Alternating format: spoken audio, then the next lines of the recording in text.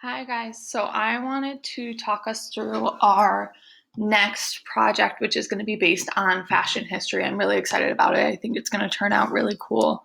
So I wanted to give you some more instruction on how to actually go about doing that. So on our Google Classroom, let me pull that up. On our Google Classroom, I just posted under our classwork tab here, I posted the fashion history presentation. Again, you can see up there, it's going to be due April 3rd, 10 p.m. All you're going to do is everybody's going to click this. We're all going to be able to edit the same slides. Um, and basically what I've done is I've broken it down into multiple decades here. So if you look at the first couple slides, these are to help you get started. So when we look at them, the first one I've posted a video that I posted on our stream a couple days ago. It helps kind of visualize what we're talking about. And then my next one is my example. I'll come back to my example in a second, but basically this is what you're going to create. Is everybody's going to create one slide based on their time period that gives us lots of nice visuals and information about that time period and the fashion of the time period. I've written here the project outline. So basically your job is to create a slide representing the fashion of your assigned time period. This should include a quote. It should tell us who influenced the fashion of the time and how they did it. Prominent silhouette. So a silhouette is like an outline or drawing. Often we see it as just a black figure. We want to know the shape of what things were. What were the trends? Make sure you're including pictures of both men's and women's outfits. What colors were popular during the time? What fabrics were used. This is really important when we think of times maybe during war periods, they had to use different types of fabrics because most of the fabric was being used in the war efforts. So talk about that. What movies were representative? We see movies and they give us a really good idea of what that time was like.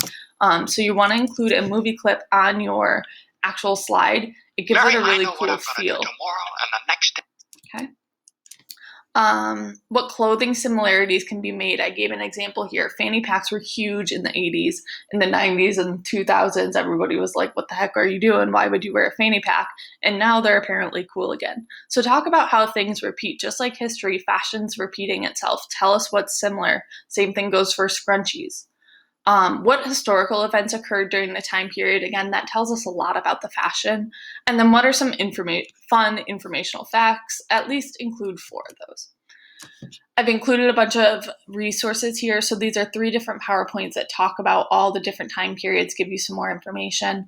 And then here's some other websites that are really helpful in finding that information. You're also allowed to use Google.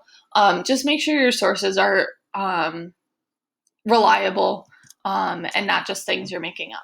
So this is what a slide would look like. How we're going to choose who does what decade is on my next timeline post on our stream. I'm going to ask you guys to choose which decade you would like to do. First come, first serve. And then from there, if I don't hear from you, I'm just going to assign you a decade.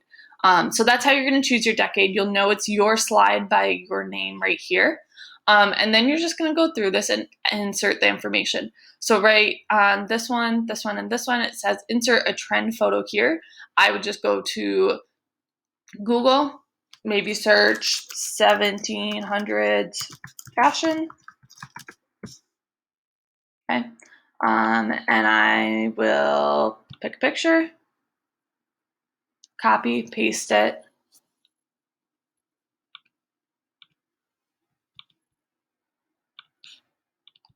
And I'll just paste it into my slide. Now, it doesn't have to be exactly this layout here, but you kind of want to keep it spread out this way. So if it doesn't fit perfectly into that little gray box I had, that's okay. I can always delete that gray box and just kind of make it fit on my page. Okay, so those are the trend photos. The next one is your important events. Again, you're going to list 4. If they don't fit, move the text around, do what you can.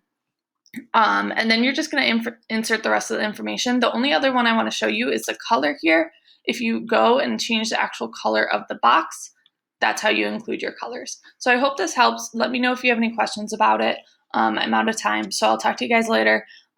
See you later.